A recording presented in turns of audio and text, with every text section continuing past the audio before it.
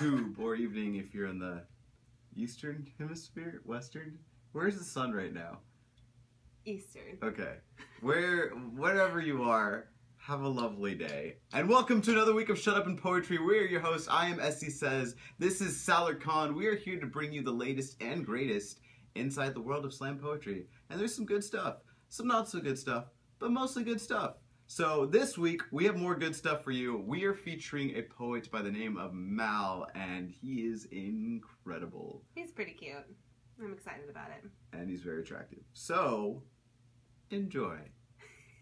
An open letter to the male gaze. Dear male gaze, why are your bars more fun? There is an openness here to possibility. I mean, not just an acceptance of what is, but what could be. For example, I could be dancing, and at this place, nobody judges me for it. Dear gay bars, why do you have lip-singing contests for women? I mean, I believe every man should support their queen in their life, wherever that is, but you would think that at a bar filled predominantly with men, you would have lip-singing contests that, oh my God. Dear drag queen, your female impersonation has me confused on many levels. Thank you for making me realize that gender and attraction are bigger concepts than our bodies. And thank you for the shot. I'm flattered, but I'm straight. Come meet my friends, we'll have a drink. Dear friend of said drag queen, I will bear in mind that not wearing underwear with these pants will make them more something. Thank you also for calling me pretty. I've never thought that about myself. I apologize. When someone says something nice to you, you should say something nice back. You look like Benedict Cumberbatch. I thought it was a compliment. He has like a cheekbone, jawline thing going on, and holy shit, you're teasing me. Making me feel bad is how you're fishing for additional compliments. This is flirting! And from this side of the conversation, it is so belittling.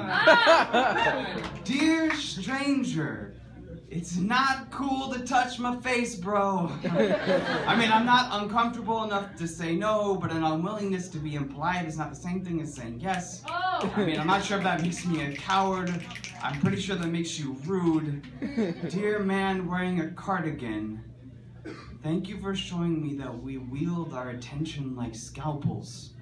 That the male gaze, it cuts into people. Avoiding eye contact doesn't mean I haven't noticed you. Trust me, I've noticed you, and I'm not offended. It's just that, as a straight man, I have never felt uncomfortable and flattered at the same time before. Wow. Women must feel this way constantly. Dear man, I held the door open for. Thank you for offering me to walk me to my car. I'm sure we were both just being polite, but it did not make me feel safe. Thank you for showing me that kindness can feel predatory. That my whole life has been propped up by this privileged existence of give and take. I did not realize how insidious it is to assume that someone else needs your protection, as if the only way to care for someone is to stop them from doing it themselves. Thank you for the offer, but tonight I'm just here to dance with my friends.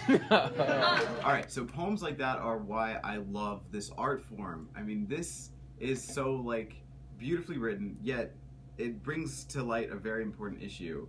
I mean, have you ever been in a scenario where you've been, I'm sure this is, we would need to ask you this. Have I ever? Have you had guys come up to you and be like, please stop dancing with me, sir? I'm seriously not into you. Like, the first time I told you I wasn't, I was serious. So, yeah, definitely. Usually takes like 5 or 6 times. Yeah, you know, usually people think that no is the beginning of a negotiation instead of the end of the conversation. Wow. So, yeah. Yeah.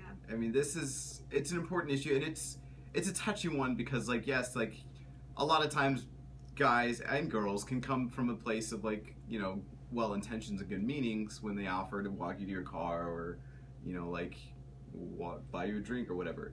But many times that comes with like some sort of expectation, whether it be like, I want to be appreciated for walking you to your car door, or like, I'm buying you this drink so that you will sleep with me later. You know, it's finding that a very definitive line where that's like really okay with the other person. You're not being predatory, like Mal discussed, you know. And he's got a really good point towards the end of the poem as well. The line about you know, kind of doing it as if like doing it for them is a way to show that you care. Something they can do themselves. Yeah, taking away from something that they can do themselves, and that's like the only way you can show that you care about them.